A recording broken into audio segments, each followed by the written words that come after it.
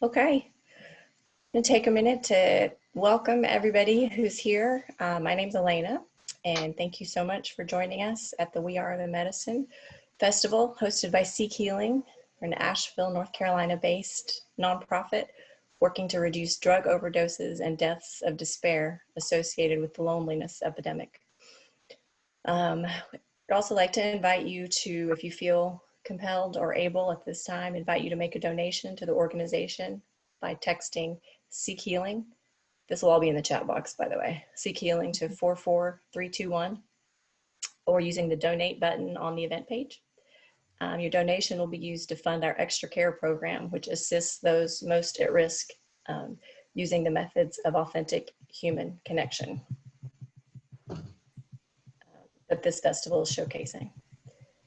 The next presenter is going to share with you information regarding the genuine curiosity and a courage to connect in the prison system, despite what preconceived notions others may think of the stories that people are experiencing where they are. And she's going to share that this evening. So please welcome from Authentic Relating International, Laurie Lazar.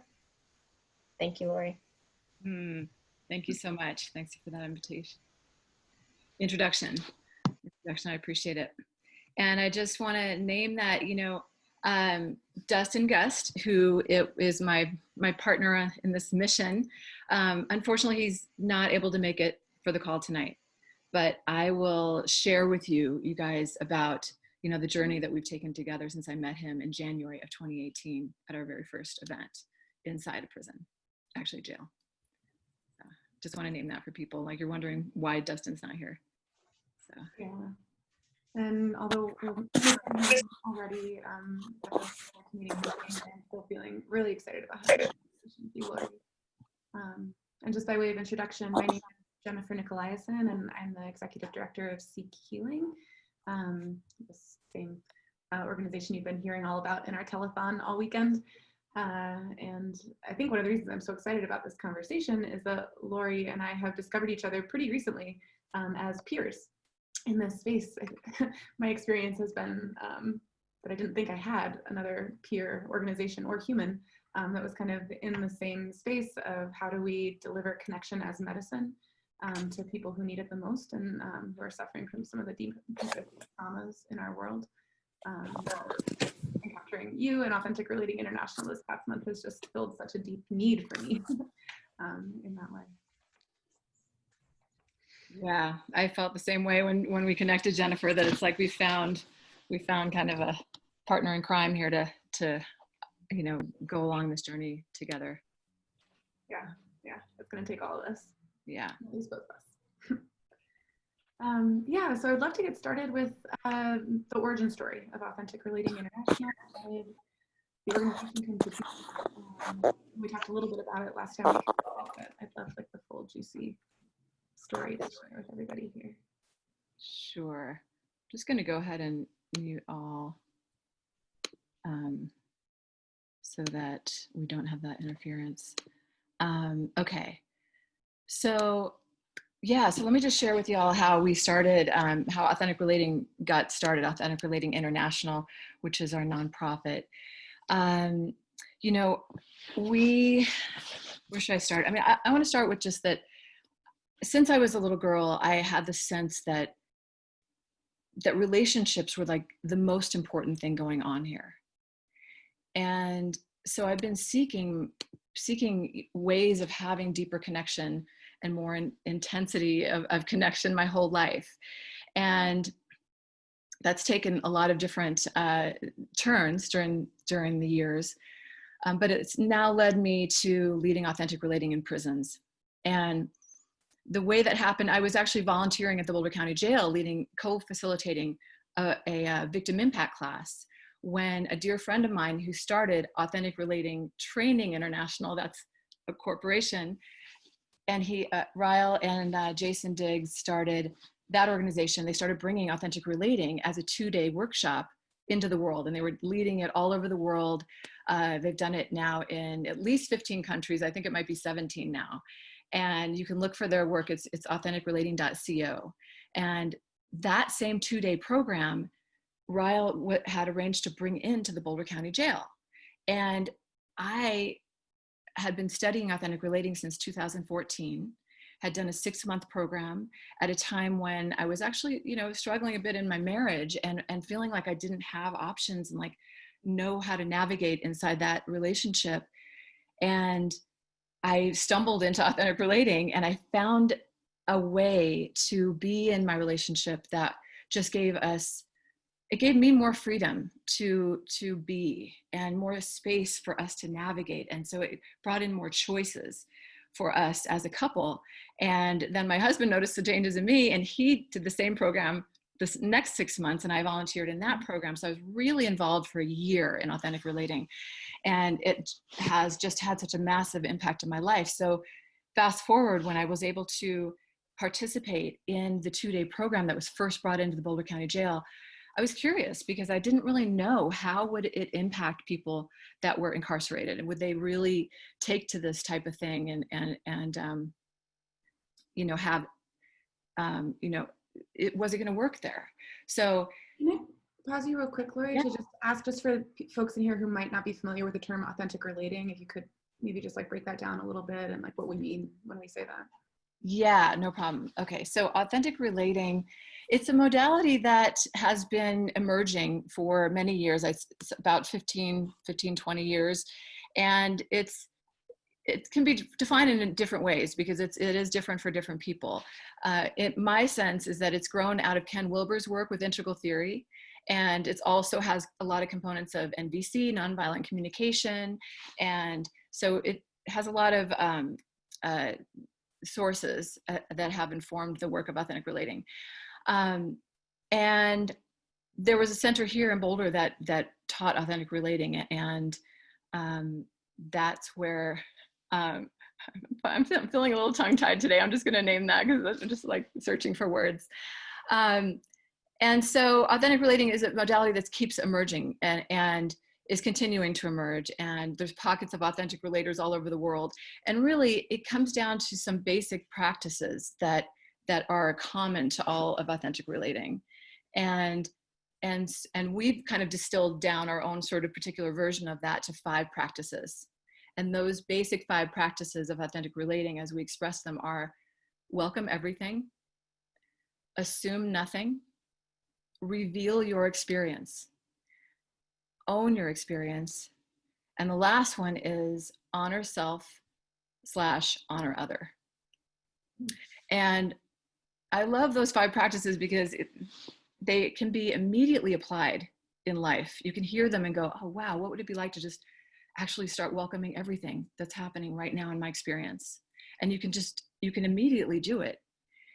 And at the same time, you can study it for the rest of your life and really go deep into the, it's like the tenets of Buddhism, of like, accepting what is right now in the moment. And so that's part of what I love about authentic relating.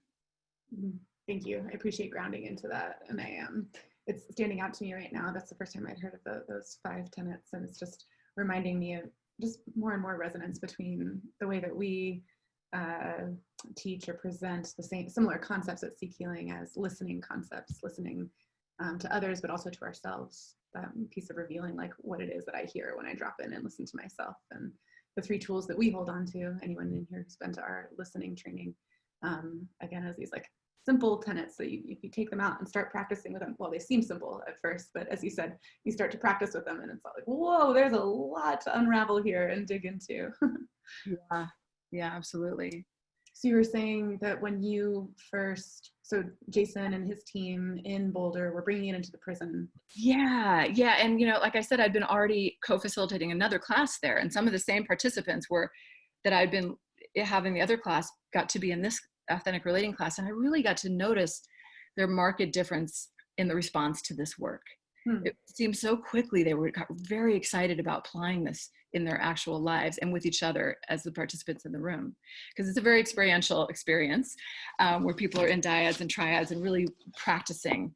And you were witnessing them immediately, like inmates who took this class and then you were with them after they had taken the class and you saw them incorporating it? And is that what Well, no, just what I was noticing in the classroom itself. Like when I was, because I was there every Thursday night teaching, co-facilitating another class that had been going on for a long time at the jail, a very well-regarded course.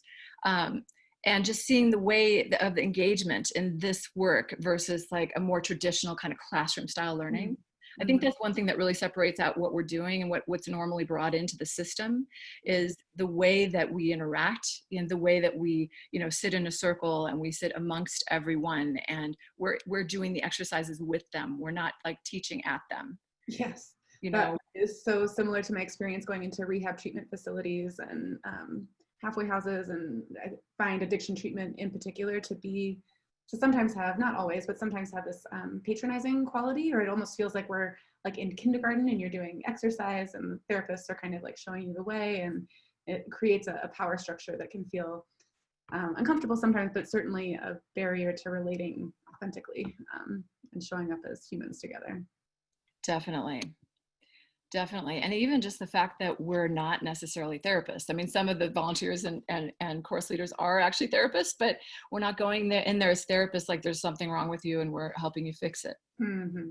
So, we're just people from the community and showing that we care. And it kind of like, they're like, what are you doing here? You're not trying to do a religious thing on me. Or, there's a lot of skepticism at first. And when we first sat in that circle, it was like, oh my gosh, it was very intense. And, but as it's so beautiful to see people open up and opening their hearts and really connecting with each other. And we do, a lot of eye contact. And so anyway, by the second day, by the end of that second day, there were men in there that have been in the system in and out for like 10, 15, even 20 years.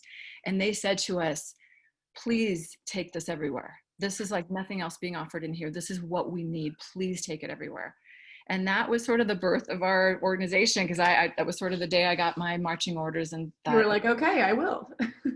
Yeah, let's do it. So I started cold calling prisons in Colorado and saying, hey, we've got this 2-day program. Can we come in? And 6 months later, the first prison said yes. And since then, we have now delivered that 2-day course 21 times, I think it is, over to over 450 people inside of prisons in Colorado.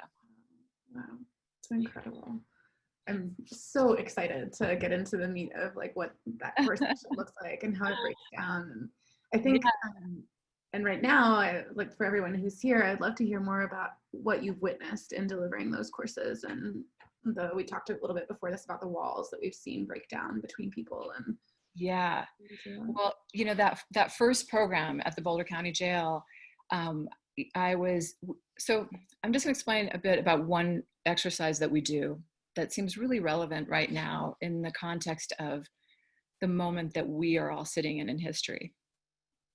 A moment where, race relations are really rising, tension. There's a lot of tension in the world right now between people.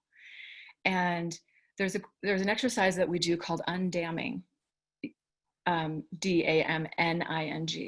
But it can also mean the other kind of damming, like opening the dam, but it's about undamming the world around us. And, as children as babies coming into the world, we don't have language. And so we just have this sense of awe with the world, and everything is so fascinating and something to be curious about. And then as we start to gather more language, so, I mean, as a child, you might be like, spoon, and here's a spoon, I could put it on my nose, or I could bang it on something, or throw it down, and there's so many things to do with a spoon, and you don't even know the word, you just play with it and fiddle with it. And then after a while, you gather the language, and then the spoon is just part of the silverware, and we don't think about it, right? We know what to use it for. And that's super useful, and that's how we can navigate in the world the way that we do. And we do that with human beings as well. And so we're putting them in the silverware drawer or the box called, Black or Jews or gays or whites or all the different boxes that we just normal prisoners, convicts and felons and all of that.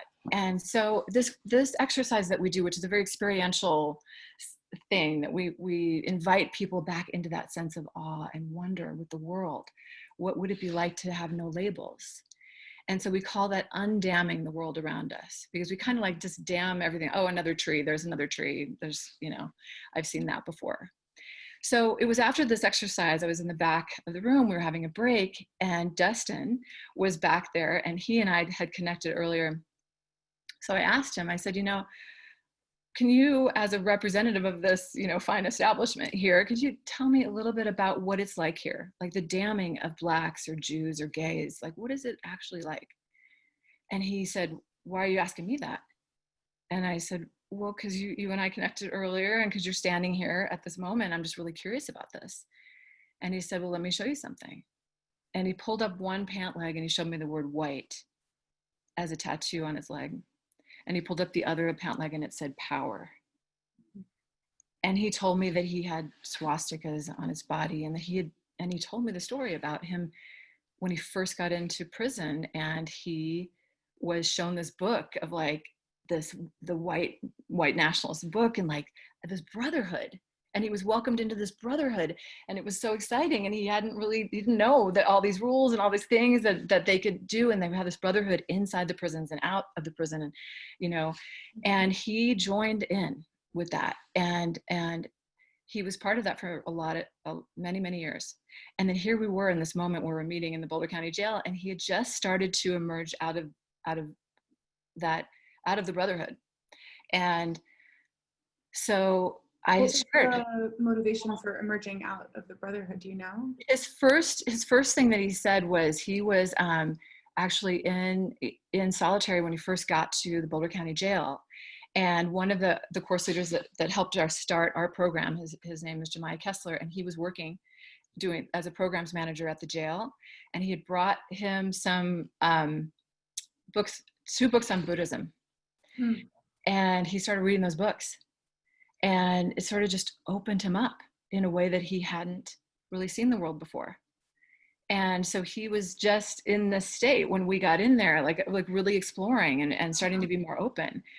And so it was really, you know, I shared with him that I'm Jewish, and we had a little conversation, and we got back in the big circle with everyone. And we just opened up the circle with sharing exactly what we've been talking about. And then now that's part of our program. Every time we do the undamming exercises, we just have an open conversation about how have I been damned? How have you been damned? Nobody seems to have understood that if you tear it down, you're going to get war. And how does it, how is it for all of us hearing each other's stories? And it's so amazing because so many of our stories are so similar.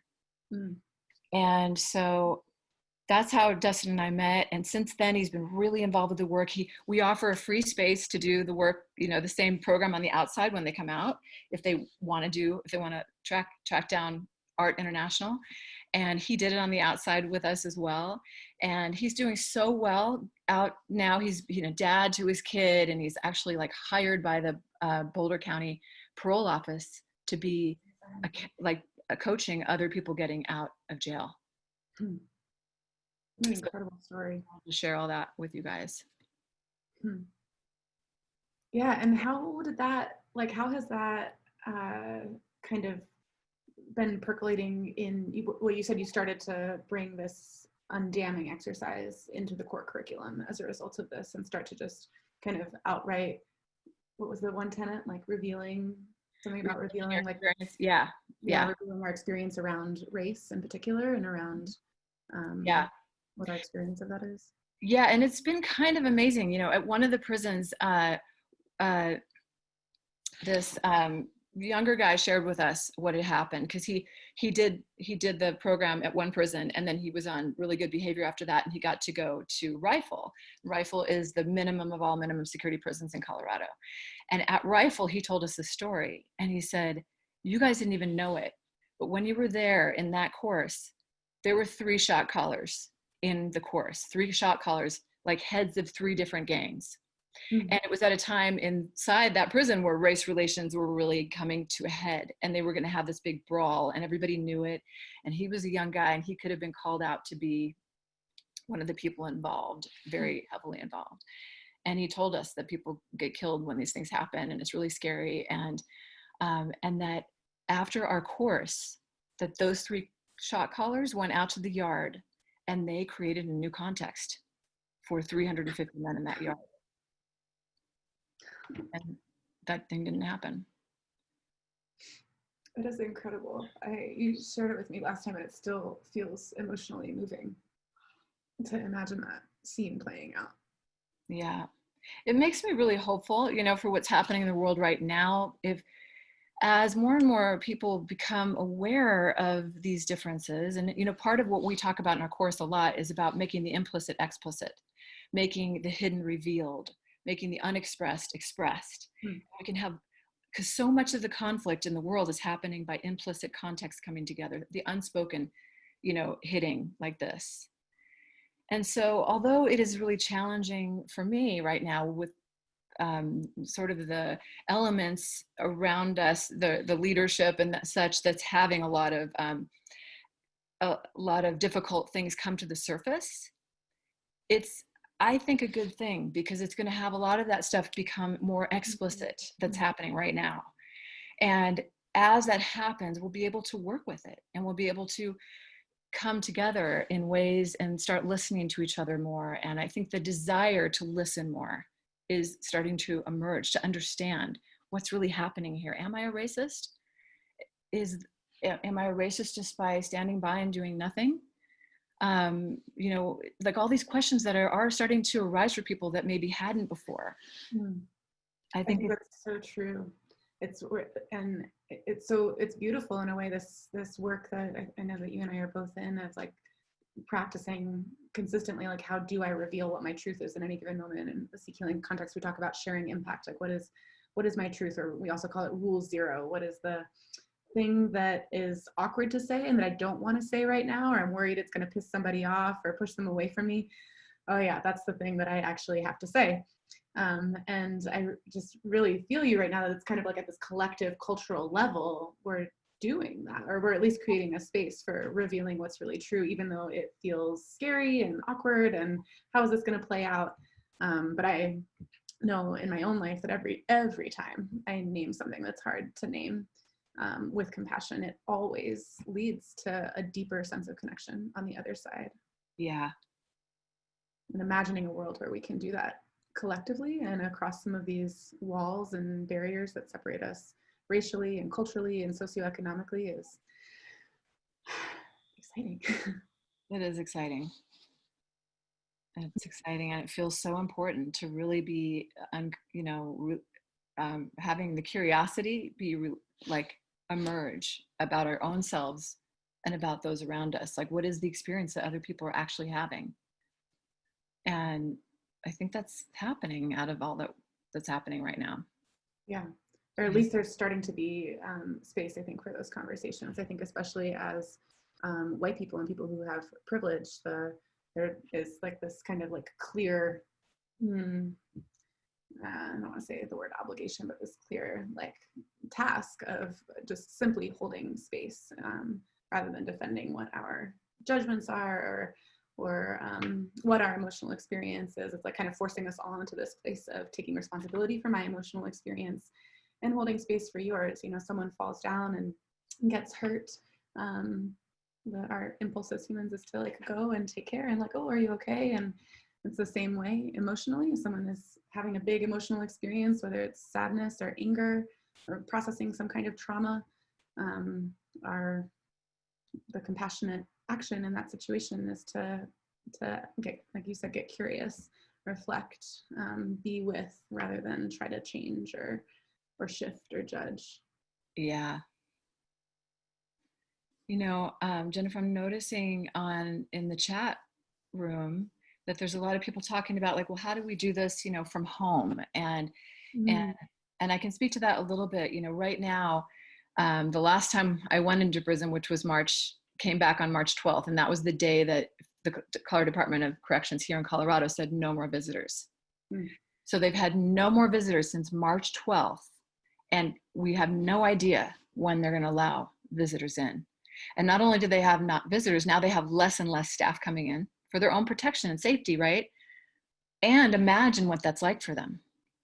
You know, I know Sarah Ness just spoke about loneliness in the last session, and loneliness can be so intense, And right? haven't a lot of prisoners been put into solitary confinement as a result of COVID as well? I mean, Yeah. I've heard there's been a number of super cells that have erupted Yeah, in prisons because of that's exactly right.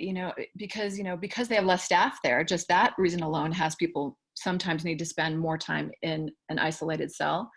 And then other, oh yeah, yeah. Yeah, I just really felt with you, Emma. Yeah, Emma, I feel you. You haven't seen him in 3 months and you don't know when you're going to, right? And, some prisons have the capacity to do like Zoom calls and that type of thing, and they are allowing people to do, but a lot of them don't. And so it's really challenging. So we were asked to do workbooks. So we're actually creating workbooks for people, authentic relating workbooks for people to do while they're in solitary. I'm so curious about this part because I think about authentic relating, it's so experiential. And I would love to hear more about, how are you bringing a workbook concept to life in that context? Yeah. So, okay. And I also want to bookmark people asking like, can I do authentic relating from home? So we'll come back to that. And the answer is yes. And so the workbooks, it was a big pivot because, mostly what we're doing is very experiential workshops. But a huge part of authentic relating, what I would say, Gabor Mate, I know, is one of the people that is, he's on your board or he's our advisory council. Or advisory council. So he's, one of the leading people that talk about addiction and loneliness and where that comes from and just in life. And he talks about how as babies, we come into this world with two main needs. And that is one for authentic expression, to be expressed in this world. And the other one is for connection, to be connected to other human beings. And first and foremost, your caretaker, so you can survive as a child, right?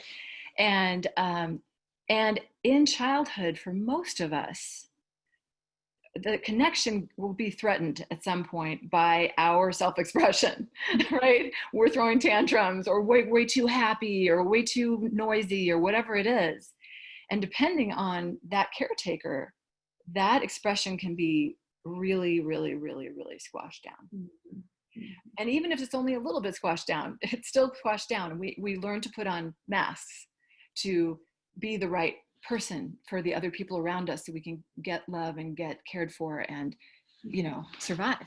Yeah. So authentic relating is a lot about kind of bringing back up that authentic expression. And so rediscovering, like, who am I really? Who am I underneath these masks? And so it's a lot about coming into that connection with ourselves, connecting with self. So as a tenet of authentic relating, you can do that on your own. And really that's a big place to start. We always say it's really a good idea to try to connect with yourself before you attempt to connect with others. Right? So doing a workbook in solitary makes a lot of sense. It's a lot about looking at, how do I connect with myself? How do I welcome everything inside of me? How do I assume nothing about me? What are all the things that I assume already? Oh, I'm afraid of heights, or I'm afraid of people, or I don't like this, or I love that. Like, where did I make that up? Is that really true about me right now? What's happening for me right now? And coming into that more of a deeper, more sacred connection to ourselves. And that's what the workbooks are. Still, it's authentic relating, but it's with that a relationship with ourselves. That makes so much sense. And in service of introspection and growth, and also in service of connection, I imagine you have built into the books like that. It's this finding first, so that we can name, and so that we can use this place, this truth, this sacred truth that we uncover in ourselves as the basis for connection and how we relate with other people. That makes sense. Yeah, because cultivating that curiosity about ourselves, because some, can be like, I know who I am. I'm this way. I've always been this way. I'm this kind of person. Mm-hmm. Like, really? Maybe I'm not. Yeah, I've started to flag that particular sentence when I hear it in other people or in myself. I'm like, well, I'm just the kind of person that, it's just my personality, and it's just been such a transformational thing in my life personally, to start to just question that when it comes up, like, Yeah. is that true? Because my experience is that I'm not a static being as much as maybe I want to be one sometimes. Yeah. My experience is so dynamic. You know, a doorway into that for me, because I've had a hard time, like when I'm looking at like, okay, what am I experiencing right now? I'm like, I don't know. You know, I've turned it off for so much of my life and looked out to see what I'm feeling, to my mom or other people, like, what am I feeling? And, you know, that I lost connection with myself in a deep way. And so, but one doorway I've found is sort of a trick or something into this, or a shortcut. Yeah, it's a little hack. But if you notice yourself saying, well, part of me feels like I should do this, and part of me feels like I should do that. And those moments, like, there's actually a part of me that values something here, that's holding some sort of value. And there's another part of me. And so really going deeper into those parts and not just saying, oh, part of me feels this way, part of me feels that way, so I'm confused. Like, actually, no, that's a part of myself. How can I listen to that part? What is that part trying to tell me? So it kind of comes into, you know, that parts work, internal family systems type of thing. Yeah. I really appreciate using that as a flag to find truth. But it brings up for me, hearing it as IFS, and also just the both andness of that experience. And I know that for me, that's also been a huge part of my growing and learning and my practice, is like understanding that like both of those things are actually me. And it's often when I discover in the moment that they're two conflicting things, as you say, it's not necessarily that I am confused right now. It's, oh, I have this and I have that. And now in this next moment, maybe there's a choice to make, or some like alchemy that's happening to bring one of those parts out more than another. Yeah, totally. And I hear that when you say that, I heard like, oh, you're welcoming everything. You're welcoming all the parts of yourself.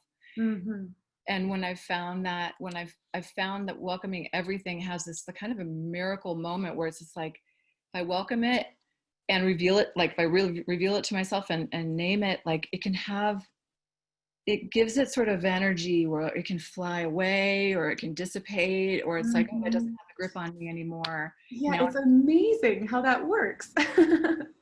Some of the most painful emotional experiences, or moments of awkwardness or conflict, and it's like just in the naming, just in the naming and the accepting, welcoming all that is, it dissipates almost immediately. Yeah. I'm feeling curious if you want to say more about, we were kind of going down this direction, and I think we bookmarked something actually to talk about doing things. Oh, yeah. I wanted to say, because someone had asked, like, I don't want to go out of my house. Like, how do I do authentic relating, or, learn more connection? So there's, because of COVID-19, there's been so much of a pivot to online work. And if you go to authenticrelating.co, that's our sister organization that helped us get started. Authenticrelating.co is Art International, and they're doing all their programs online. Well, they're doing a lot of programs online now. They've started to do things in person again as well. But you can definitely do that work online with them, and people all over the world can now engage together doing it, which is so exciting, And people that are a little bit more like, I would never sign up and go do something in person with other people. It's a great first step. You can do it online and really learn a lot of, it's beautiful actually that you can connect online. I've had a lot of aversion to it, like, oh, I hate being the screen and it feels so personal. But when you go into a breakout room and you're just with one other person and you do an exercise, it can be really, really deep. It can be really powerful. So sweet. I imagine a lot of people in here have had that experience, even just this weekend in some of the relational workshops we've been in. And it's interesting, actually, there was a talk a couple hours ago from Dr. Wurzman, who's a neuroscientist that sits on our board. And she was addressing this in particular, that her experience of connecting online and in Zoom and doing our SeekHealing, we call it our connection practice, or our listening training online, has been at times for her really, really nourishing, and then in other moments really challenging. And I noticed that that's been similar for me too, in this, because we moved all of our meetings online back in April, and which is, as a little bookmark side note for everyone, another way that you can get involved from wherever you are is SeekHealing's meetings are all free and online, and welcome people both from the recovery community and anywhere else, whoever you are. The point of our program is really to like eliminate any distinction between participant and volunteer, so that we're all in this space together relating. But Rachel earlier, Dr. Wurzman was talking about her hypothesis from a neuroscientific perspective, that actually what makes connection on Zoom challenging in those moments when it is challenging has to do with how we're, and I'm not going to remember the scientific explanation for this, but what is happening in our brain when we are connecting to that place of truth that you're just speaking of, and like really aware of what our truth is in the given moment, when we're feeling more blocked from that, and maybe using different coping mechanisms or bonds to different substances or behaviors, that that distance is actually a part of what exacerbates the feeling of remote, like loneliness in a remote connection, which I thought was really fascinating. I don't think there's actually any research behind that, but it was her hypothesis, which I found really interesting. Yeah. Yeah, I love the work that you guys are doing and the videos that you put together. And, you know, I think SeekHealing is long overdue in this world. And that addiction, it really, really is, it can so often be about a lack of connection to ourselves and to other people in the world around us. And I just actually had the opportunity to interview a guy inside prison last week through Zoom. And so I've started to do these interviews so I can share more about what's happening in the world. He's done our program 3 times inside. Oh, wow. And the first time he was voluntold to do it. and so he was like, not that psyched, but after that, he came back.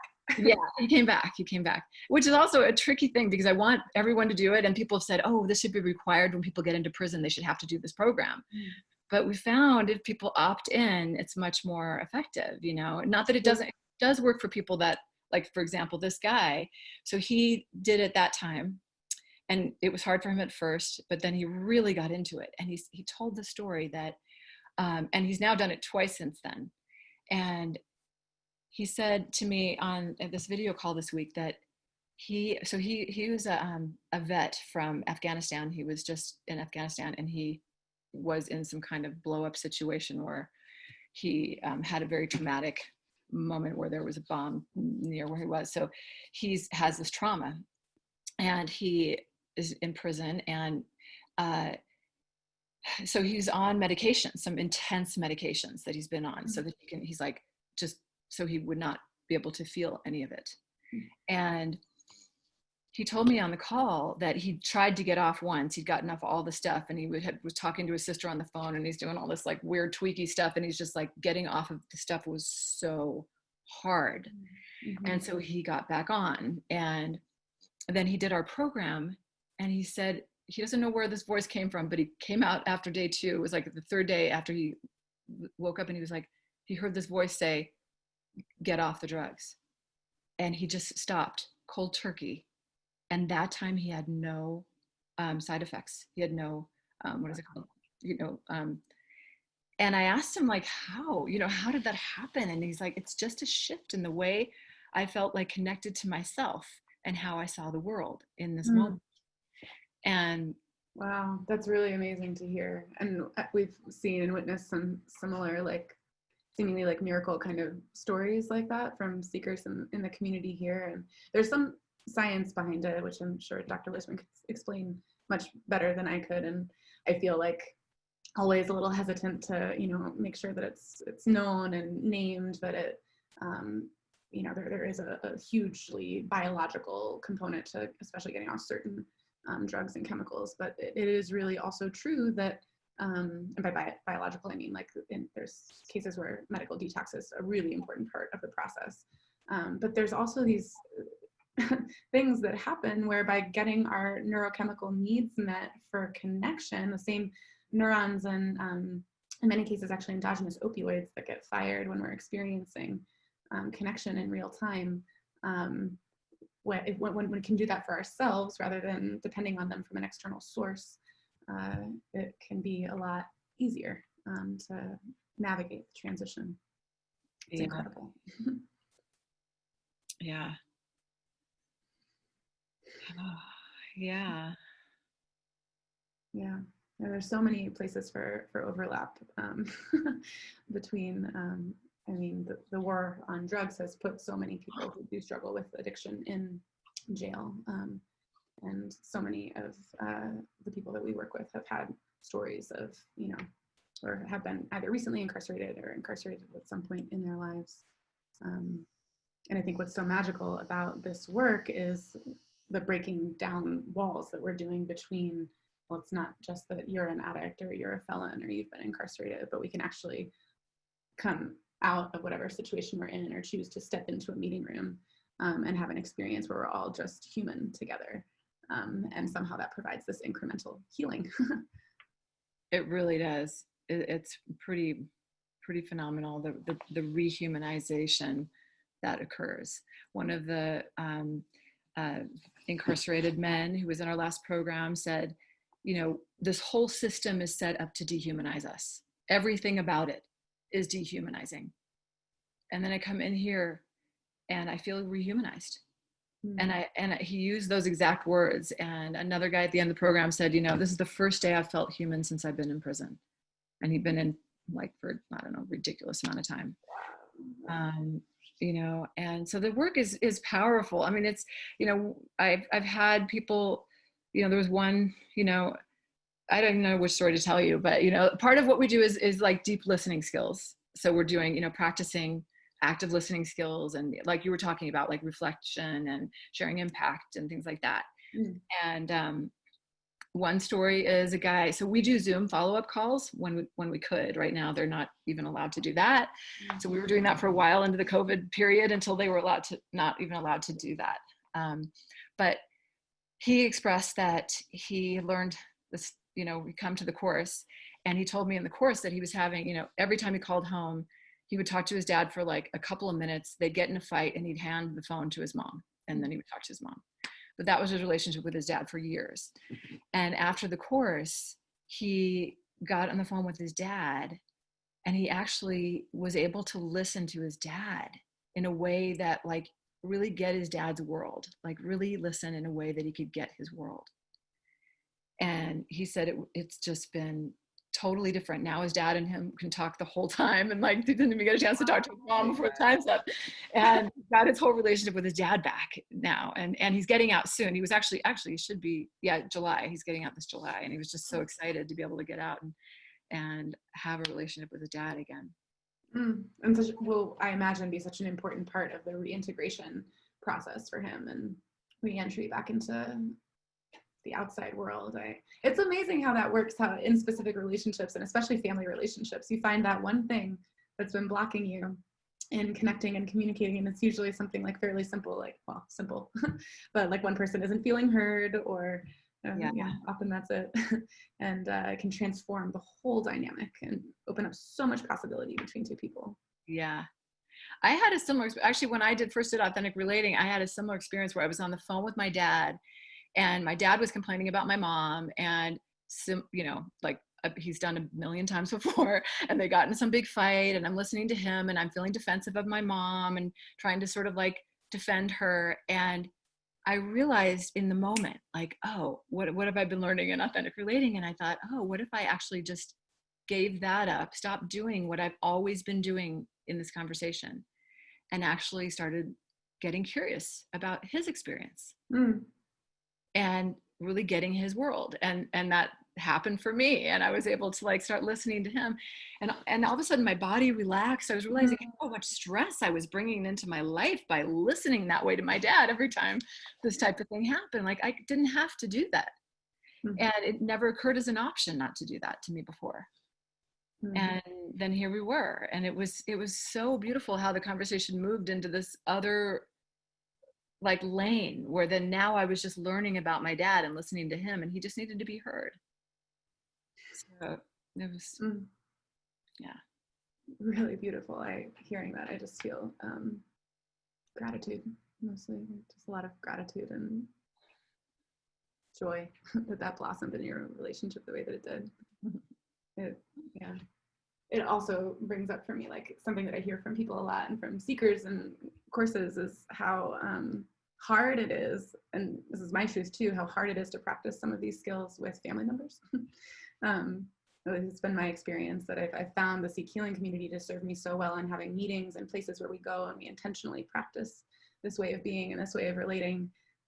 with people. It's either the stakes aren't as high emotionally, or maybe also there's some element of patterning from childhood, you know, or just like in these relational dynamics with these people in our family of origin that make it exponentially more challenging for me to do things that in other situations feel a lot easier, like reflecting or getting curious. Can be a lot harder. I absolutely have felt that way. I do feel that way now. And yeah, I hear you, sister. It's, for me, one of the superpowers I feel that from this work is the ability in a moment with family, especially, but with anyone in the world really, to slow down and actually say, like, in the moment, you feel like, you know, that something's getting going between two people, you're feeling angry, you're starting to, is to actually say in the moment, if you can remember, oh, can we just slow down for a moment?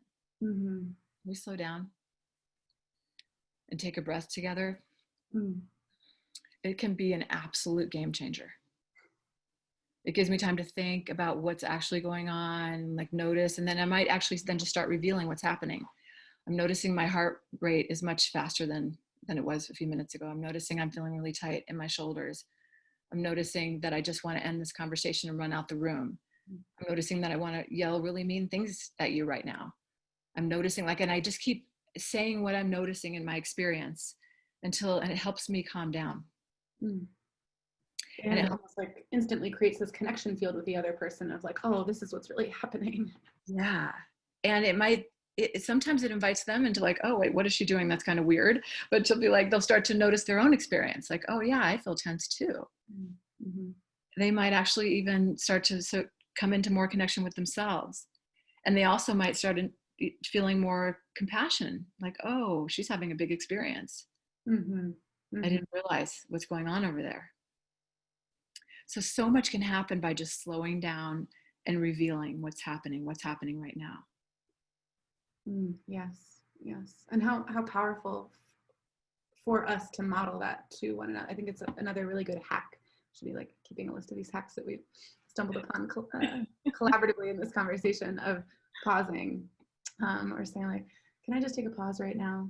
Even if it's for myself, or offering for us, would you be open to taking a pause right now? Yeah. Or it immediately opens that space. You know, one thing I want to just mention, you know, as I'm so aware of this, you know, what's happening in the world right now. And, you know, one of the things that happens in our course is that people that wouldn't normally talk to each other end up in an exercise talking to each other, you know?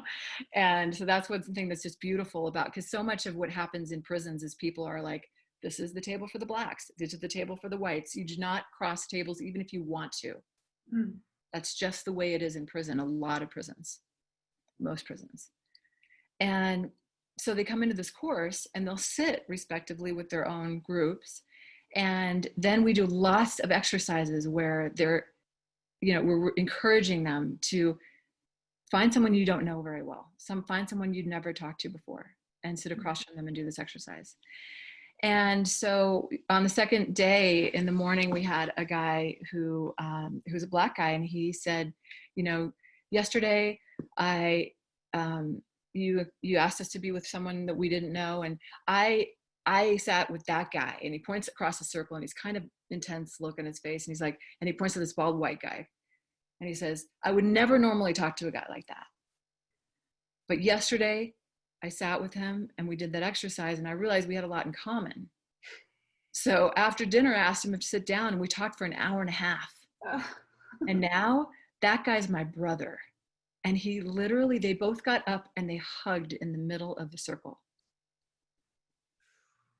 And I wish I had it on film. You know, it's one of those times that you can't bring phones into prisons, and so we didn't have it on film, but it's in here forever. And you're bringing it to all of us now.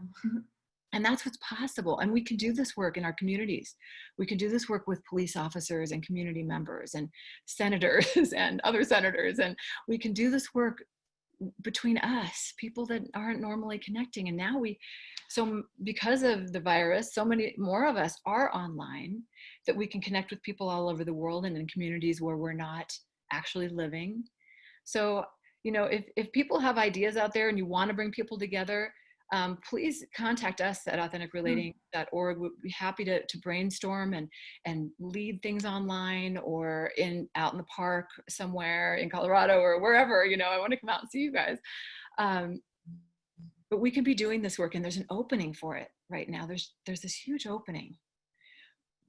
So it's about us kind of, who do we want to talk to? Who do you actually want to create connection with?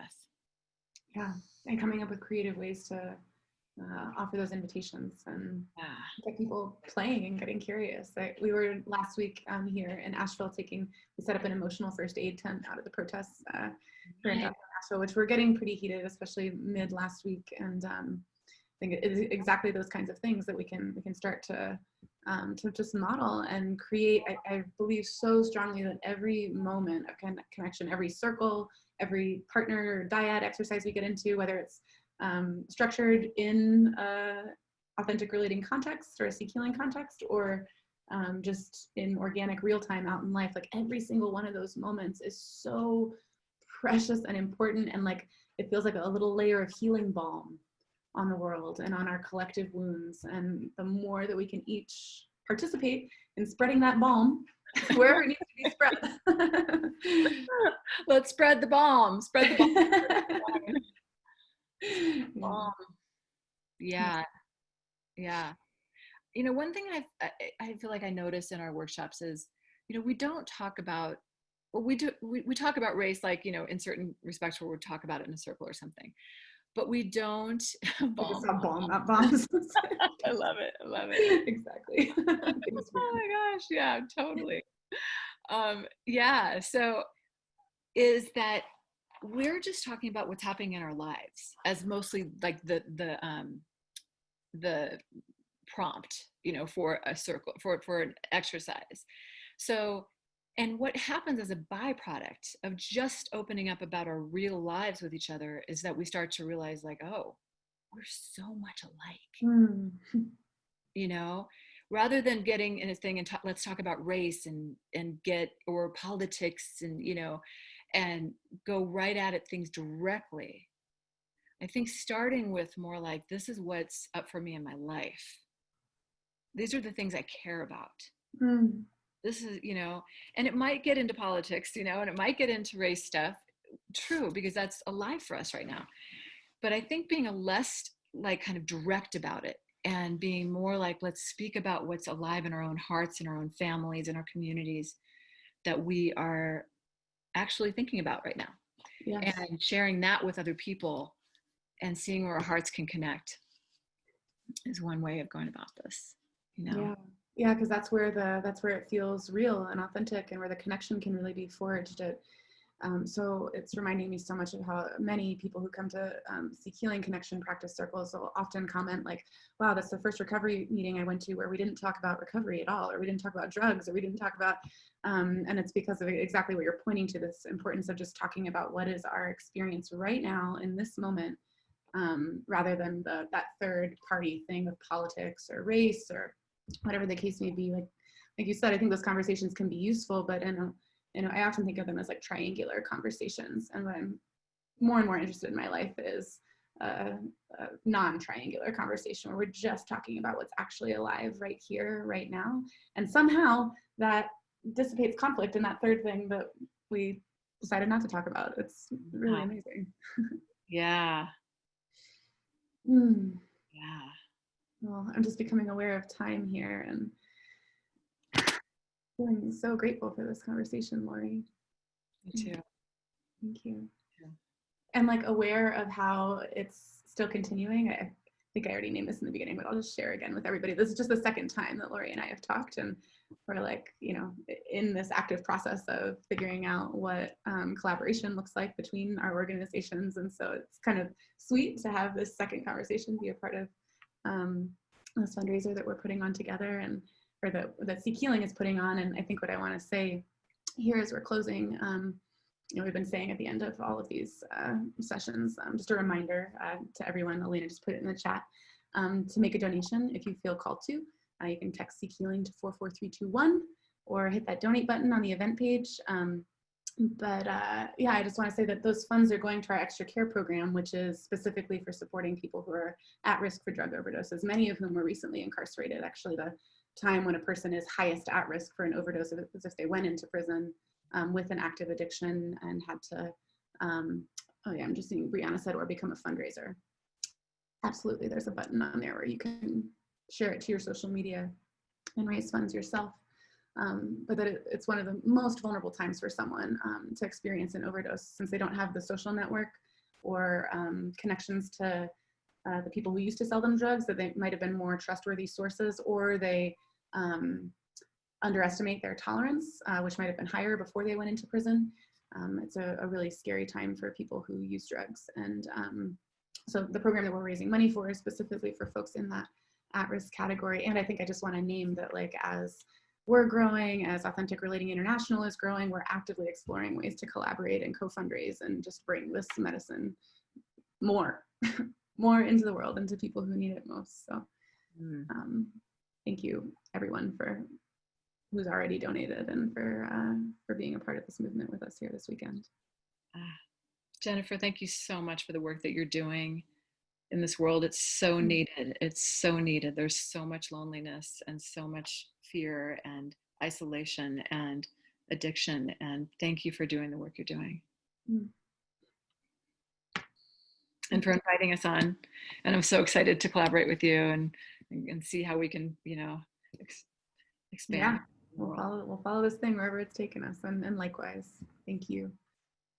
Deeply important. Thanks everybody for showing up and being part of this with us. We really appreciate it. Yeah, thank you everybody. Enjoy the rest of the evening. Oh, what is next? I think it's a dance party next. Captain Easy Vibes. Let me just take a look real quick. Yeah, if you head on over right now, there's the next link in the schedule is for Captain Easy, the Vibe Conductor. The dance party last night was amazing. For, I don't know, those of you who missed it, it was pretty epic. We had all kinds of things going on. There were animals, stuffed animals, really amazing moves. So I'm sure it'll be just as awesome tonight. We'll hope to see you there. Dance party. Oh, and the family constellation later too. That's right, at 9:30, I think. Nice. 9 o'clock. Thank you. Be well, everyone.